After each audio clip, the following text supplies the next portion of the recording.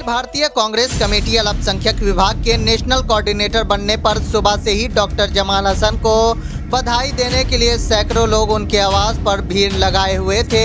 मिथिलांचल के सुपुत्र युवा नेता जिन्होंने छात्र जीवन से ही कांग्रेस पार्टी के साथ अपनी राजनीति शुरू की, आज उन्हें बहुत बड़ी जिम्मेदारी कांग्रेस अल्पसंख्यक विभाग की तरफ से मिली है। NSUI से छात्र राजनीति से उभर कर आए और आज अखिल भारतीय कांग्रेस कमेटी अल्पसंख्यक विभाग का नेशनल कोऑर्डिनेटर तक का सफर तय किया है। इसको लेकर आम जनता के साथ साथ पत्रकारों ने शुभकामनाएं एवं बधाई दी। जी, कल रात मुझे जानकारी मिली है AICC की तरफ से कि अखिल भारतीय कांग्रेस कमेटी के राष्ट्रीय अध्यक्ष हमारे मल्लिकार्जुन खड़गे जी, पूर्व राष्ट्रीय अध्यक्ष जनजन के नेता, हमारे नेता, हम सभी के नेता राहुल गांधी जी, पूर्व राष्ट्रीय अध्यक्ष सोनिया गांधी जी और अखिल भारतीय कांग्रेस कमेटी अल्पसंख्यक विभाग के राष्ट्रीय अध्यक्ष राज्यसभा सांसद बड़े भाई इमरान प्रतापगढ़ी जी के द्वारा मुझे नेशनल कोऑर्डिनेटर बनाया गया है। तो उस उपलक्ष्य में मैंने सोचा कि मीडिया वाले साथियों का जो मुझे शुरू से साथ मिला है, आज ये मुकाम हासिल हुआ है लोगों की दुआ और मीडिया के साथियों ने जो मुझे शुरू से साथ दिया, तो मैंने सोचा कि उन लोगों के बीच कम से कम अपनी इस खुशी को मिठाई खिलाकर मैं जो है उनके साथ शामिल हूँ। इसलिए आप सभी मीडिया वालों को मैंने बुलाया है। आपने एक छोटे से पद से लेके आज यहाँ तक नेशनल कोऑर्डिनेटर तक का जगह हासिल किया है, बड़ी जिम्मेदारी मिली है, किस तरीके से हैंडल करेंगे तमाम जिम्मेदारी को? जी, वो तो बिल्कुल सही कहा। छात्र राजनीति से हम यहाँ मौजूद रहे हैं। NSUI, youth Congress, main Congress, Congress सेवा दल, फिर माइनॉरिटी कांग्रेस, इस तरीके से आगे बढ़ते हुए आए हैं और शुरू से जनता के बीच संघर्ष करते आए हैं। जितने भी मुद्दे रहे हैं उसके खिलाफ हमने रोड पर प्रदर्शन किया है, रोड पर मौजूद रहे हैं लोगों के बीच में। तो आगे भी मेरी वही रहेगी कि पार्टी की जो रणनीति है या पार्टी की जो बातें हैं जो जनता के पास पहुंचनी चाहिए या जो जनता के हित की लड़ाई लड़नी है, उस पर जैसे शुरू से लड़ रहा था आज वैसे आगे भी मौजूद रहूँगा। एक सवाल है डॉक्टर साहब कि आज कांग्रेस बुरे दौर से गुजर रही है, एक बहुत बड़ी चुनौती है कांग्रेस को फिर से वापस करना, कुछ स्ट्रेटेजी है खास करके माइनॉरिटी विंग को लेकर के, क्योंकि मुसलमानों का एक बड़ा तबका कांग्रेस से दूर होता चला जा रहा है। तो क्या आप रणनीति बनाए हुए हैं कांग्रेस को के करीब मुसलमानों को करने के लिए?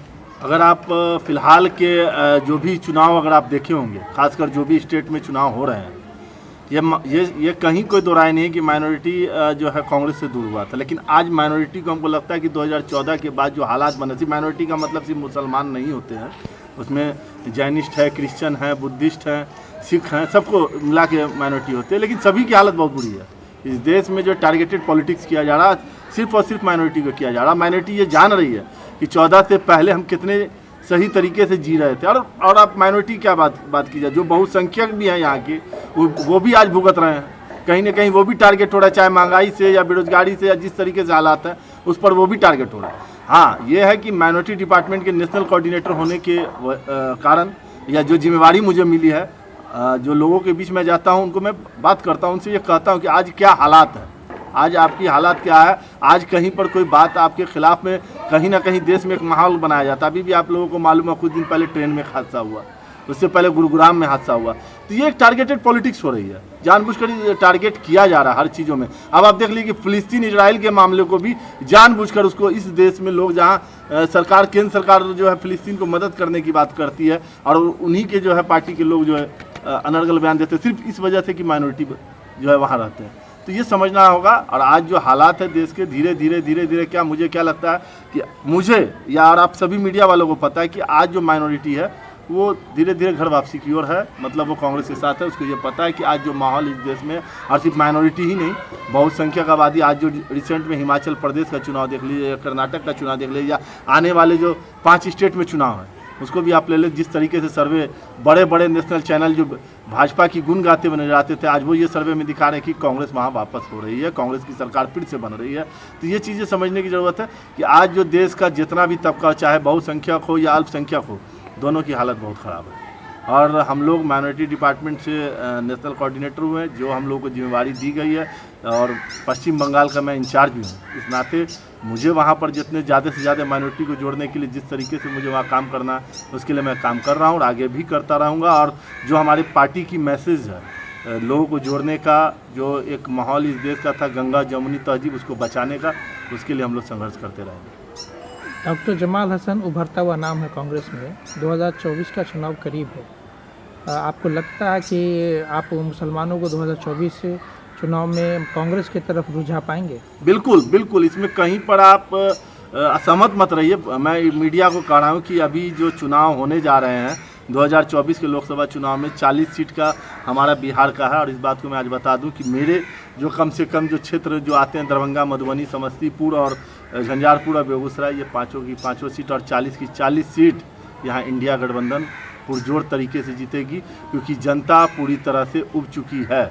अगर माइनॉरिटीज़ के साथ जो है दोहरी राजनीति की जा रही है या उनको टारगेट किया जा रहा है तो बहुत संख्यक को छोड़ा नहीं जा रहा, वो भी बेरोजगारी, महंगाई और सभी चीज़ों पर। मैं तो ये कहता हूँ कि जो एनडीए गठबंधन वाले लोग या बीजेपी वाले लोग जो दावा ठोकते हैं कि हम जो है सरकार बनाने जा रहे हैं, किस मुद्दे पर? देश को महंगाई की ओर ले जाने के लिए, बेरोजगारी बढ़ाने के लिए, या भ्रष्टाचार बढ़ाने के लिए, या जो विदेशी देश हमारे पर आंख दिखा रही है उसके लिए? किस बिना पर वो चुनाव लड़ेंगे? जनता पूरी तरह से त्रस्त है और पूरा मन बना चुकी है। और हम लोग कांग्रेस पार्टी के सिपाही आज मानते हैं कि नेशनल कोऑर्डिनेटर है, लेकिन मैं कल भी कांग्रेस पार्टी का सिपाही था, आज भी कांग्रेस पार्टी का सिपाही हूँ और पूरी ज़िंदगी कांग्रेस पार्टी का सिपाही बनकर कांग्रेस के विचारधारा को लोगों तक पहुँचाने का काम करूँगा। आखिरी सवाल, 2025 का विधानसभा चुनाव लड़ने की तैयारी है? बिल्कुल तैयारी है। और पार्टी आला कमान ने मौका दिया तो मैं तैयारी में हूँ। 2025 के विधानसभा चुनाव लड़ने की तैयारी है मेरी। और मैं पार्टी आला कमान जानती है कि 2020 में भी मैंने दावा पेश किया था, लेकिन उस टाइम गठबंधन की वजह से ये सीट जो है दूसरी पार्टी में चली गई, सहयोगी पार्टी में। लेकिन इस बार तैयारी है इंशाल्लाह। आप सभी लोगों की दुआ रही और बाकी खुदा की मेहरबानी, ऊपर बैठे खुदा, भगवान गॉड, इन सब की मेहरबानी रही तो इंशाल्लाह 2025 में आपका भाई आप लोगों के बीच में चुनाव लड़ेगा 2025 में विधानसभा में।